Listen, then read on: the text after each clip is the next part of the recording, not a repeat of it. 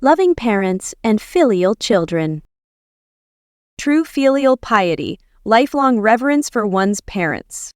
A truly filial person harbors deep affection and respect for their parents throughout their entire life. Take the sage king Shun as an example.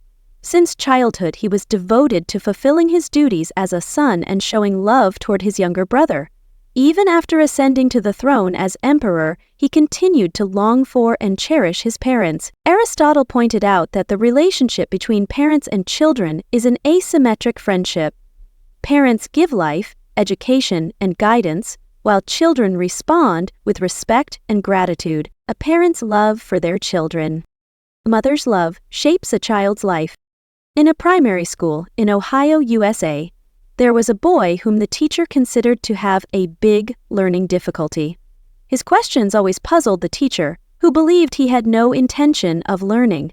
After a few months, the teacher finally gave up and wrote a letter for the boy to take home to his mother. When the mother opened the letter, the curious boy asked what the teacher had written.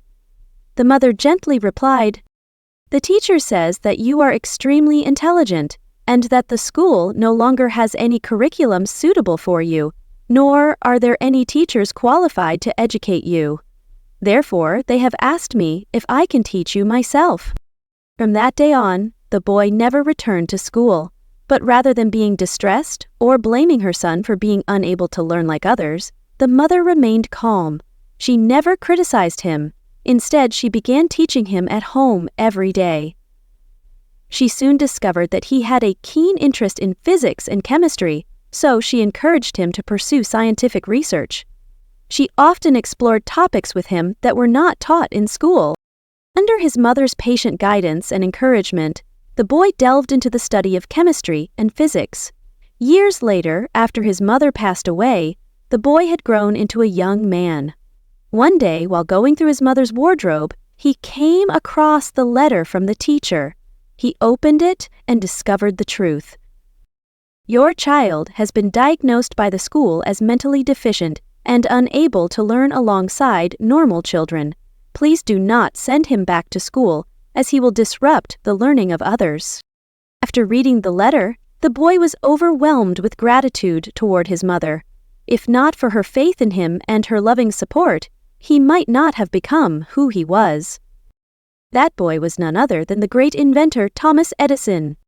His mother's belief and companionship changed the course of his life and helped him become a world-renowned inventor. A child's remembrance of parental grace.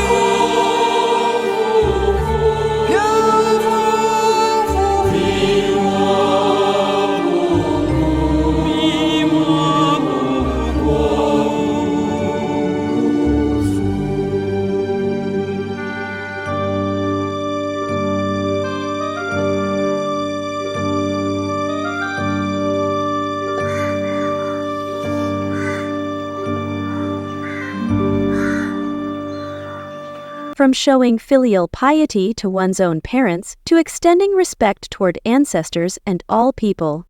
Confucius said, "Those who love their parents will not treat others with hatred. Those who respect their parents will not be disrespectful to others." This means that a person who truly practices filial piety and deeply loves their parents will naturally treat others with kindness and humility.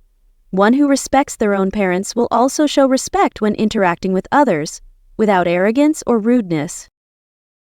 Advising one's parents with respect.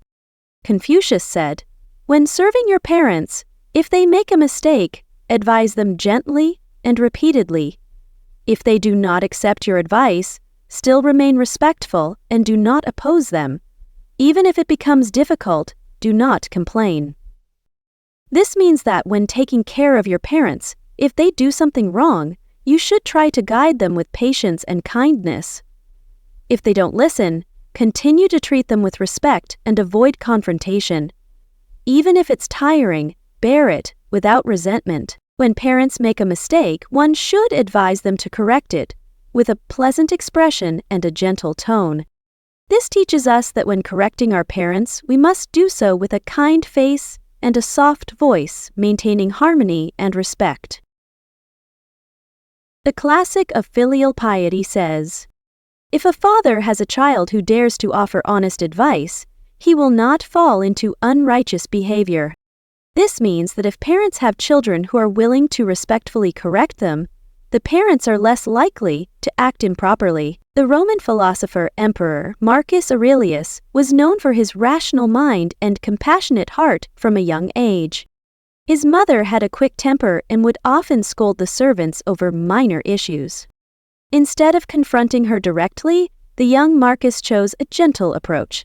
After dinner, during a walk, he quietly said, "Mother, I've noticed that when you speak kindly, the servants seem more eager to do their best for you."